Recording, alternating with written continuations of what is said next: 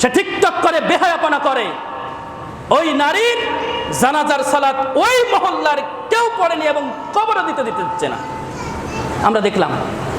অথচ আজকের সমাজে আমাদের মেয়েরাই ওই টিকটক নামের বেহায়াপনাগুলি আজকে করছে আমাদের মেয়েরাই, আমাদের মেয়েরাই, মুসলিম জাতির মেয়ে। আমি সে কথা বলছিলাম প্রথমেই যে মুসলিম জাতিকে আজ ঘুণে ধরেছে, বলছিলাম না, ঘুণে ধরেছে। আস্তে আস্তে আস্তে আস্তে তাদের ঈমান আমল সব নষ্ট করে ফেলছে।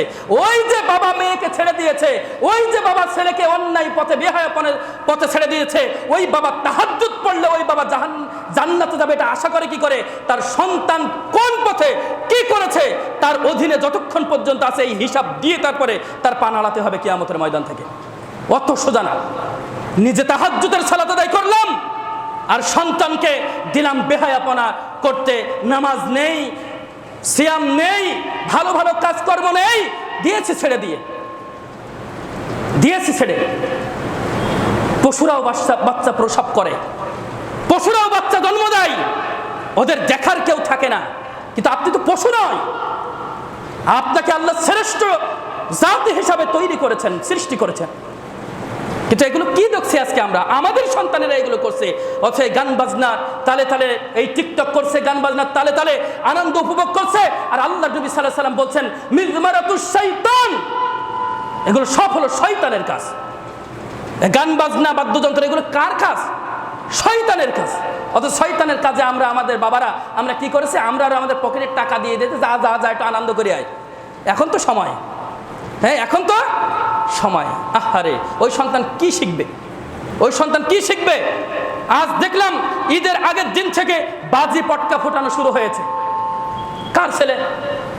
কার ছেলে? ও তো মুসলমানের সন্তান। তো তুমি বাবা বাড়িতে বসে বসে এর কি মারো? হ্যাঁ, ফুর্তি করো। তুমি বাবা বাড়িতে বসে বসে কি করো? তোমার সন্তান রাত 11টা 12টা ঘুমাতেই দিচ্ছে না, রাত 11টা 12টা পর্যন্ত কি করছে? ওই বাজি পটকা ফোটাচ্ছে।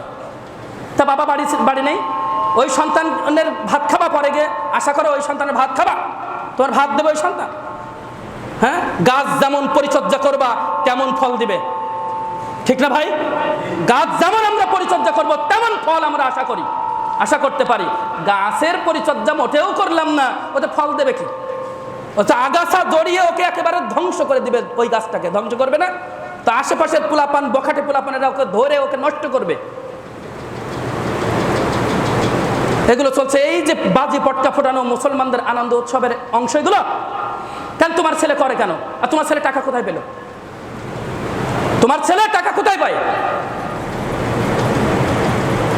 প্রিয় হাজিরিন, এই সমস্ত ওয়ান ইসলামিক কার্যক্রমে কোনো রকম ভাবে সন্তানদেরকে ঝুঁকতে দেওয়া যাবে না। এটা আমাদের সবার কর্তব্য। সমাজ নেতা যারা আছে তাদেরও কর্তব্য, পিতা যারা আছে তারা পরিবারের নেতা, এগুলা পিতারা কি পরিবারের নেতা, তাদের কর্তব্য। সুতরাং এগুলো থেকে আমাদের সাবধানতা অবলম্বন করতে হবে এবং বিশেষ করে আমাদের সন্তানদেরকে ফেরাতে হবে।